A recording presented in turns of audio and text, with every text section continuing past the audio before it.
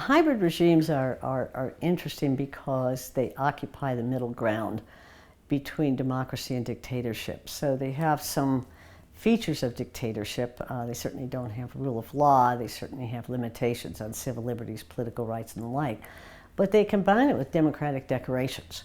So they have parliaments, political parties, they have competition for political office in national elections.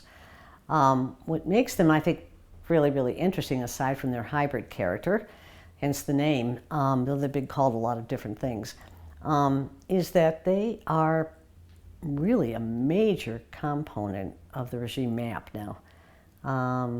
Between 1/4 and 1/5 of all regimes in the world would be classified, I think, as hybrids. Democracy has become an important norm.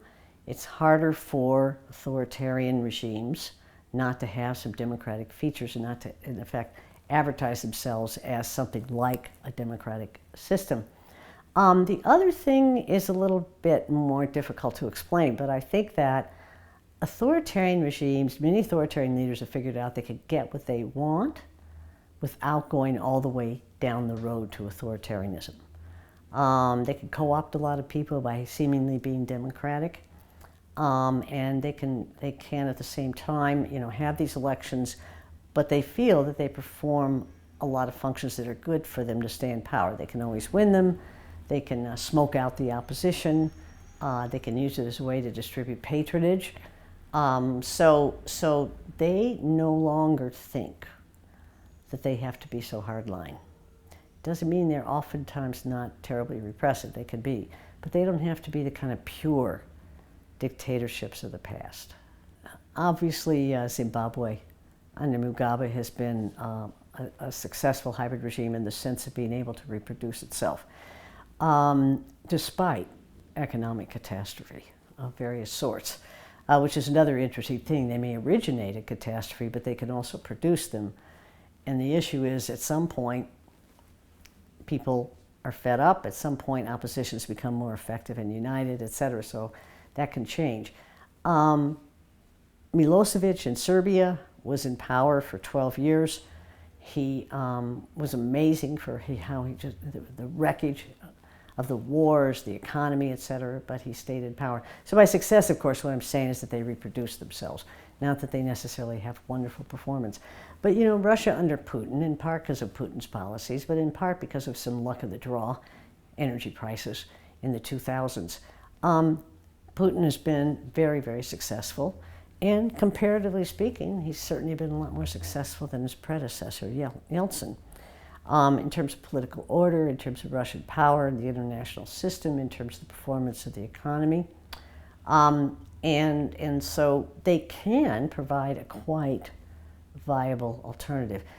What was interesting to me when Russia invaded and annexed Crimea last year was the enormous public affirmation, public support that Putin received for doing this violation of international norms of the most important sort. And what is interesting is what Russians said: we're now bigger, not smaller. And so it was a hearkening back to all the years of Russia being less than what people were accustomed to.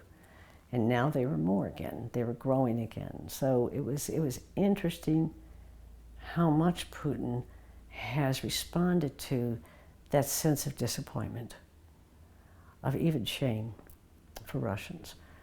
But he is not forever. He makes missteps, and we'll see what'll happen. I mean, one of the things I think is always true of authoritarian leaders, they can be incredibly stupid. Because they have bad information. They don't know what people really want, they don't know what people really like, etc. And if you're a decision maker, you always prefer better information to worse information. And Putin is becoming more and more isolated, more likely, I think, to make some serious missteps. Obviously, he's been very clever so far. So those are some, examples. I think Aliyev in Azerbaijan is a pretty classic type. What interests me about these leaders, in a way, is that while the regimes vary a lot in terms of how repressive they are, in terms of whether there's crackdown on the media or the media is more open. Lots of different ways they play out differently, both across regimes and over time. What's interesting to me is that the toolkit that these leaders use pretty similar. It's pretty similar, and so one can argue the regime encourages that kind of toolkit, but you can also say that they learn from each other.